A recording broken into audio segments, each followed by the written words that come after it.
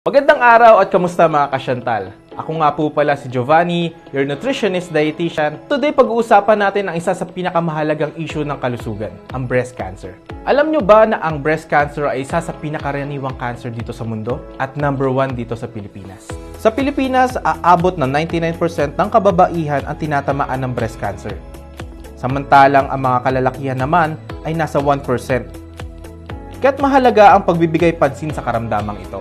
Ano nga ba ang mga panganib na pwede magdulot ng breast cancer? Unang-una, hormonal factors tulad ng late menopause at early menstruation. Pangalawa, family history. At pangatlo, lifestyle factors katulad ng hindi maayos sa diet at kakulangan sa ehersisyo. Ang pinakamahalaga ay malaman natin kung meron ba tayong sakit na ganito o ang early detection. Huwag maging kampante. Alamin ang mga senyales ng breast cancer. O rashes, nipple inversion at paglaki ng mga lymph nodes sa kilikili.